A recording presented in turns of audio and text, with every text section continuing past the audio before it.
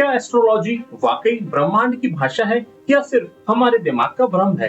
कभी सोचा है कोई अजनबी ज्योतिषी सिर्फ आपकी जन्मतिथि देखकर कैसे कह देता है आपका दिल बहुत संवेदनशील है, आप दूसरों की भावनाएं तुरंत समझ पाते हैं, या फिर और जल्द ही आपके जीवन में एक बड़ा बदलाव आने वाला है, आप सन्न रह जाते हैं, वाह यह तो बिल्कुल मेरे जैसा है। लेकिन सवाल उठता है, क्या सच में सितारे हमारी तकदीर लिखते हैं या यह सब हमारी मनोवैज्ञानिक प्रोग्रामिंग है?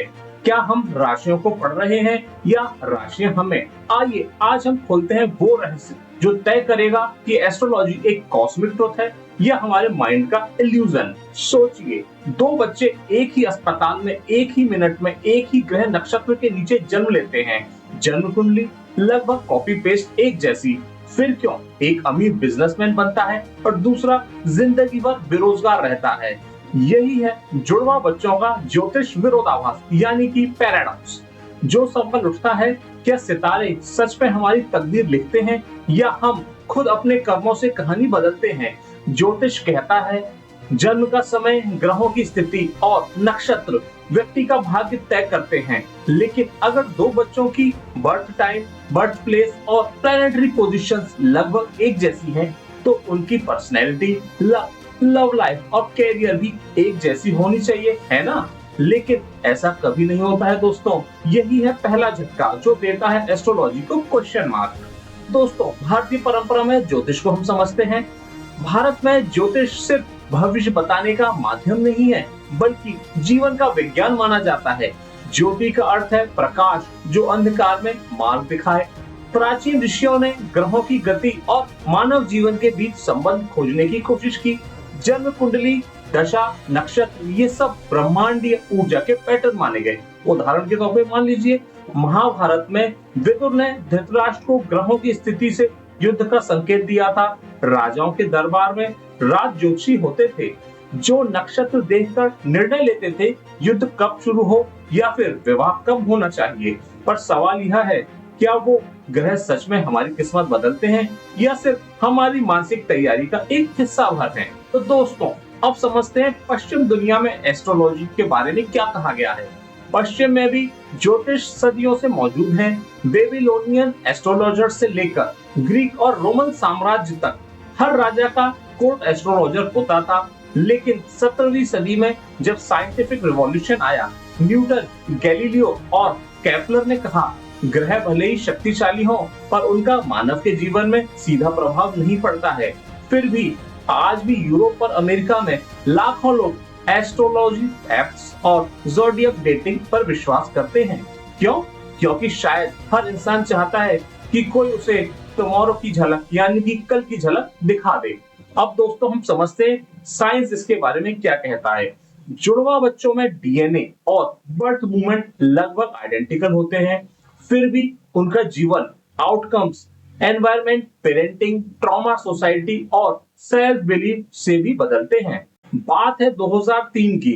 ब्रिटिश अध्ययन से 200 जुड़वा बच्चों में जन्म कुंडलियां मिलाई, पर कैरियर, मैरिज, हेल्थ में एस्ट्रोलॉजी का कोई कोरिलेशन नहीं मिला। यानी सितारे नहीं, परिस्थितियां और मानसिकता असली ताकत होती है। पश्चिम में भी एस्ट्रोलॉजी लोकप्रिय है, पर यहाँ इसे एंटरटेनमेंट या फिर साइकोलॉजी टूल की तरह देखा जाता है, साइंस की तरह नहीं। नासा ने साफ कहा है स्टार्स लाइट ईयर्स दूर हैं, उनका ग्रेविटेशनल पुल भी बर्थ टाइम पर नेग्लिजिबल है। तो ज्योतिष अगर काम करता भी है तो वो बिलीफ सिस्टम और सजेशन पावर की वजह से करता है। दोस्तों, साइकोलॉजी और बर्नम इफेक्ट क्या है?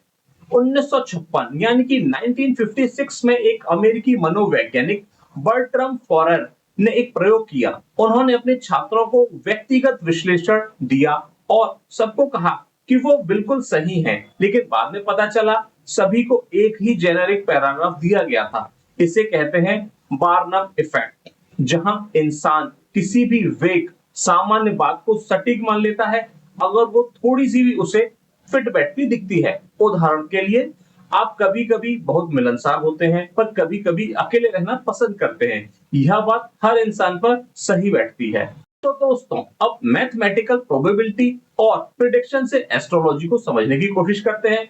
एस्ट्रोलॉजी की एक्यूरेसी का एक कारण है मैथमेटिकल प्रोबेबिलिटी। अगर कोई ज्योतिषी 10 बातें बोलेगा, उनमें से 2 या 3 बातें किसी भी व्यक्ति के जीवन में सच हो जाएंगी। जैसे आपके जीवन में एक बड़ा संघर्ष आया था। हर व्यक्ति के जीवन में कोई ना कोई संघर्ष तो होता ही है। यही कारण है कि जब वो सच लगता है तो हम बाकी झूठी बातों को भूल जाते हैं और ज्योतिषी को सही भविष्यवक्ता मान लेते हैं। तो अब बात करते हैं दुनिया के सबसे नामचीन ज्योतिषियों की। जी हाँ, मैं बात कर रहा हूँ नॉस्ट्रेडमस और बाबा वेंगा की। कहते हैं नॉस्ट्रेडमस ने हिटलर, वर्ल्ड वॉर और 9/11 तक की भविष्यवाणी कर दी थी। पर जब शोधकर्ताओं ने उनकी कविताएं पढ़ी तो पाया कि वो बहुत अस्पष्ट यानी वेग भाषा में थी। मतलब कोई भी घटना बाद में उन शब्दों से जोड़ी जा सकती थी। बाबा वेंगा एक अंधी बुल्गेरियन महिला जिन्होंने भविष्य में जलता अमेरिका, महामारी और अंधकार का युग बताया था। पर उनके फॉलोअर्स हर घटना के बाद उनके वाक्यों को इंटरप्रेट करते हैं जैसे पजल फिट कर रहे हों। यही फर्क है। भविष्यवाणी पहले नहीं समझ आती बल्कि घटना के बाद समझाई जाती है। दोस्तों अब मैं कुछ भविष्यवाणियां बताता हूं जो नास्ट्रेडमस ने दी थी। पहली है 2025 में एक विशाल क्षुद्र ग्रह पृथ्वी की दिशा में आएगा और अग्नि का प्रकोप होगा। दूसरा दिया था 2025 में एक प्राचीन प्लेग फिर सक्रिय होगा और वैश्विक महामारी जैसा संकट आएगा। तीसरा बोला है यूरोप में बड़े युद्ध और अशांति होगी और इंग्लैंड भी शामिल होगा। और इसके अलावा मानव जीवन में बड़े वैज्ञानिक बदलाव होंगे, चिकित्सा में क्रांति आएगी। और इसके अलावा यह भी कहा है उत्तरी क्षेत्रों मिस्र, डैन्यूब, आइसर नदी आसपास भूस्थान, बाढ़, वन्य जीवों का आक्रमण होगा। तो दोस्तों अब देखना है ऐसा कुछ होता है या नहीं। मुझे तो नहीं लग रहा अभी तक कुछ ऐसा हुआ भी है। तो दोस्तों अब बात करते हैं बाबा वेंगा की भविष्यवाणियां जो कि 2025 से जुड़ी हुई हैं। पहली भविष्यवाणी थी 2025 में यूरोप बुरी तरह प्रभावित होगा, जनसंख्या में भारी गिरावट आएगी, विनाश की संभावना होगी। 2025 में मानव पर मानव संवाद की नई क्षमता टेलीपैथी उभरेगी। 2025 में मानवता एलियन के संपर्क में आएगी और 2043 तक 44 देशों में इस्लामी धर्म प्रमुख बन जाएगा और यूरोप में ईसाई प्रभुत्व कम होगा। दोस्तों अब ये देखना है 2025 निकलने को है, नवंबर का महीना चल रहा है। ऐसी कुछ अभी तक तो भविष्यवाणी सही साबित नहीं हुई है। तो दोस्तों अब सवाल यह नहीं है कि एस्ट्रोलॉजी सही है या गलत, सवाल यह है कि यह किसके लिए काम करती है। पहला मैं इसके पक्ष में कुछ तर्क बताता हूँ। यह लोगों में आशा देती है, यह जीवन में दिशा और अनुशासन लाती है। कई बार ग्रहों की स्थिति हमें आत्मचिंतन का मौका भी देती है। पर इसके विपक्ष में भी तर्क बड़े स्ट्रॉन्ग हैं। यह निर्णयों को अंधविश्वास में बदल देती है, यह जिम्मेदारी से भागने का बहाना बना देती है और यह हमें सोचने से ज्यादा मानने पर मजबूर करती है। तो संक्षेप में दोस्तों मैं यही कहूंगा, एस्ट्रोलॉजी सही नहीं भी हो सकती पर उसका विश्वास इंसान को सुकून जरूर देता है। तो दोस्तों अब आते हैं निष्कर्ष पर, द रियल ट्रुथ। हो सकता है कि ग्रह हमें नियंत्रित ना करें पर हम ग्रहों पर विश्वास करते हैं तो वो विश्वास हमारी सोच और कर्म को नियंत्रित कर देता है। शायद एस्ट्रोलॉजी का असली बल सितारों में नहीं बल्कि हमारे अवचेतन मन में है, जहां एक विश्वास एक दिशा बन जाता है। गीता भी कहती है मन ही मनुष्य का मित्र है, मन ही उसका शत्रु है। तो अगर ज्योतिष आपको आत्मविश्वास देता है तो वो सही है, लेकिन अगर वो आपको डर में जीना सिखाता है तो वही गलत भी है। नहीं, आपकी सोच आपका भविष्य बनाती है। तो दोस्तों आपसे गुजारिश है कि बताइए ये एस्ट्रोलॉजी से संबंधित जो भी मैंने आपको जानकारी दी है वो आपको कैसी लगी, कमेंट्स में जरूर बताइएगा दोस्तों। और लाइक कीजिएगा वीडियो को और मेरे चैनल को सब्सक्राइब कीजिएगा, क्योंकि आगे भी मैं कुछ ऐसे लॉजिकल वीडियोस आपके लिए लाता रहूंगा जिससे कि आप समझ सकें दुनिया के पीछे की सच्चाई यानी कि रियल रियलिटी। धन्यवाद।